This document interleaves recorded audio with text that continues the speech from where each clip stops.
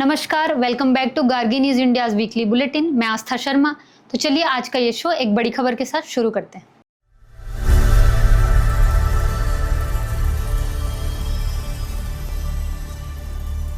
GST में बदलाव से अब मिलेंगे दोगुने फायदे। प्राइम मिनिस्टर नरेंद्र मोदी जी ने स्वतंत्रता दिवस के भाषण में जीएसटी में बदलाव की घोषणा की थी। केंद्र ने नेक्स्ट जनरेशन जीएसटी में बदलाव के लिए राज्यों से सहयोग मांगा है। 99% ऑफ द गुड्स जो 12% जीएसटी स्लैब में आते थे, अब वे 5% जीएसटी स्लैब में आएंगे। While the same number of goods जो 28% जीएसटी स्लैब में आते थे, वे अब 18% जीएसटी स्लैब में आएंगे। गवर्नमेंट का कहना है कि इस नए सिस्टम से बिजनेस और पब्लिक दोनों को फायदा होगा। आगे बढ़ते हैं दूसरी खबर की ओर।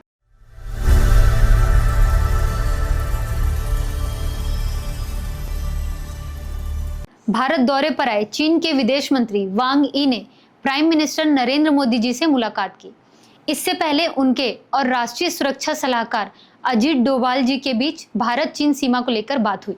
प्राइम मिनिस्टर नरेंद्र मोदी जी ने एक्स पर लिखा, glad to meet foreign minister Wang Yi. Since my meeting with President Xi Jinping last year, India-China relations have made steady progress, guided by respect for each other's interests and sensitivities. I look forward to our next meeting in Tianjin on the sidelines of the SCO.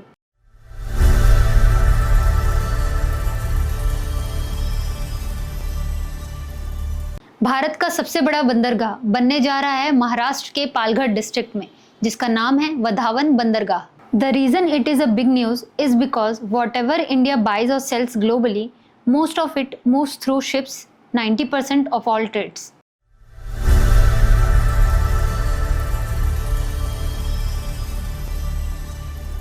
चुनाव आयोग से राहुल गांधी को 7 दिन का ultimatum.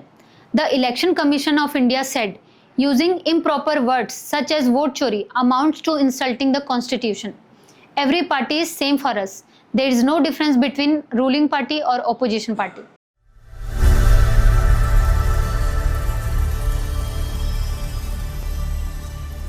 Shubhanshu Shukla अंतर्राष्ट्रीय अंतरिक्ष station की यात्रा करने वाले पहले भारतीय व्यक्ति बने। प्राइम मिनिस्टर नरेंद्र मोदी जी ने शुभांशु शुक्ला से मुलाकात की।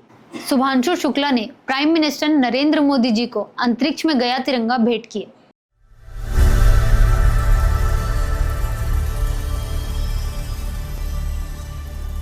अमेरिका के प्रेसिडेंट डोनाल्ड ट्रंप और यूक्रेन के प्रेसिडेंट जेलेंस्की ने इस हफ्ते एक इम्पॉर्टेंट मुलाकात की। रिपोर्ट्स के मुताबिक दोनों लीडर्स ने वॉर सिचुएशन, पीस टॉक्स और फ्यूचर कोऑपरेशन पर चर्चा की।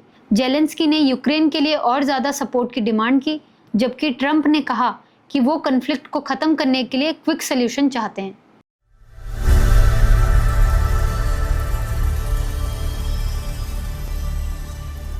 The proposed law says a prime minister, any union minister, any chief minister and minister of a state or union territories who are arrested and kept in custody for 30 consecutive days will have to resign by the day 31 or be automatically removed.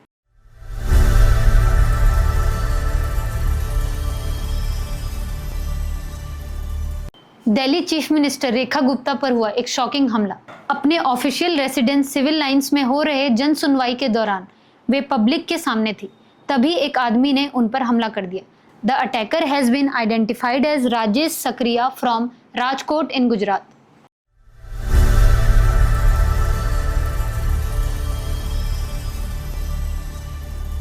चीन के विदेश मंत्री और भारतीय सुरक्षा सलाहकार अजीत डोभाल के बीच बैठक हुई। इस बैठक में उन्होंने द्विपक्षीय संबंधों को बेहतर बनाने और सीमा पर शांति बनाए रखने के लिए चर्चा की। चीन का कहना है कि राइवलरी की जगह अगर भारत और चीन पार्टनरशिप पर फोकस करे तो ट्रेड, टेक्नोलॉजी और ग्लोबल इश्यूज में दोनों को फायदा मिलेगा।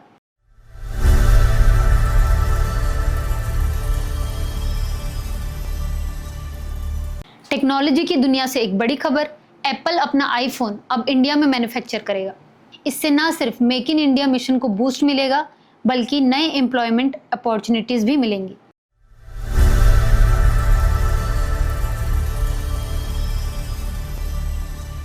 Historic news, India successfully test Agni 5 ballistic nuclear missile with the range of 5000 km. It will be the third fastest missile in the world. Defence experts का कहना है कि अग्नि 5 के सक्सेसफुल टेस्ट से इंडिया ने अपने डिटरेंस पावर को एक नए लेवल पर ले आया है।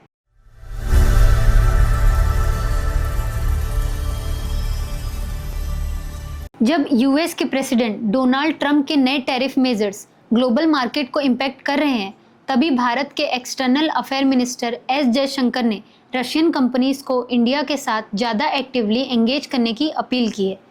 जयशंकर ने कहा है कि इंडिया और रशिया के बीच पार्टनरशिप सिर्फ एनर्जी तक लिमिटेड नहीं है, बल्कि ट्रेड, टेक्नोलॉजी एंड इन्वेस्टमेंट तक भी एक्सपैंड हो सकती है।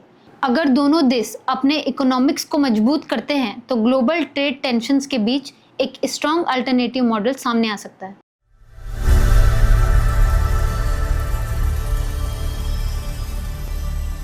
पार्लियामेंट से आई एक बड़ी खबर।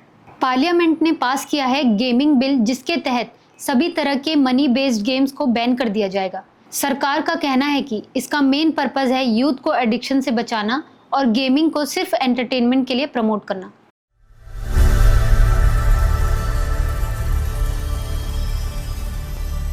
स्टे डॉग्स के मामले पर सुप्रीम कोर्ट ने अपना फैसला सुना दिया है। सुप्रीम कोर्ट ने आदेश देते हुए कहा है कि शेल्टर होम से सभी स्टे डॉग्स को छोड़ा जाए, केवल हिंसक और बीमार कुत्ते ही शेल्टर होम में रहेंगे।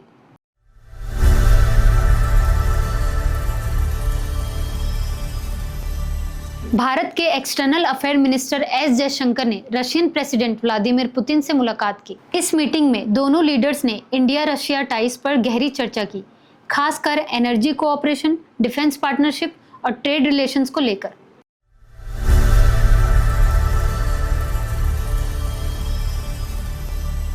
साइंस की दुनिया से एक बड़ी खबर। इंडिया का पहला अनक्रूड गगनयान मिशन दिसंबर में लॉन्च होगा और इसमें एस्ट्रोनॉट्स नहीं बल्कि ह्यूमनॉइड रोबोट्स स्पेस में भेजे जाएंगे। इसरो का कहना है कि ये टेस्ट मिशन फ्यूचर फ्लाइट्स के सेफ्टी और सिस्टम को चेक करने के लिए बहुत क्रूशियल है।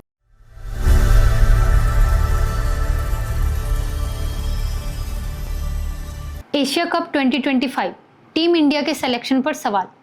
एशिया कप 2025 के लिए भारतीय टीम के ऐलान होते ही सिलेक्शन पर विवाद खड़ा हो गया है। कई पूर्व क्रिकेटरों और फैंस ने सवाल किया है कि कुछ खिलाड़ियों को लगातार मौका क्यों मिल रहा है, जबकि फॉर्म में चल रहे कुछ खिलाड़ियों को नज़रअंदाज किया जा रहा है। 9 सितंबर से शुरू होने वाले एशिया कप में श्रेयस अय्यर, मोहम्मद सिराज, प्रसिद्ध कृष्णा, वॉशिंगटन सुंदर, रियाज पराग, यशस्वी जायसवाल, रवि बिश्नोई जैसे खिलाड़ियों को जगह नहीं मिली। दूसरी ओर रिंकू सिंह और हर्षित राणा को टीम में जगह मिल गई है।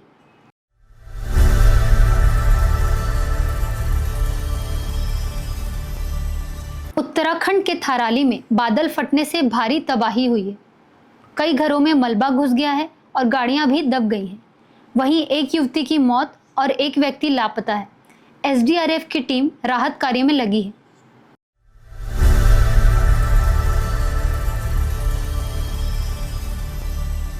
यूएस प्रेसिडेंट डोनाल्ड ट्रंप ने भारत के लिए एक नए यूएस एम्बेसडर का नाम अनाउंस कर दिया है। ट्रंप ने अपने क्लोजेट और white house presidential personal office के डायरेक्टर सेर्गियो गोर को एम्बेसडर बनाने का निर्णय लिया है। तो ये थी इस हफ्ते की बड़ी खबर। आपको हमारा यह शो कैसा लगा कमेंट्स में ज़रूर बताइए और गार्गी न्यूज़ इंडिया को लाइक, शेयर एंड सब्सक्राइब करना ना भूलिए। मैं आस्था शर्मा, मिलते हैं अगले हफ्ते। धन्यवाद।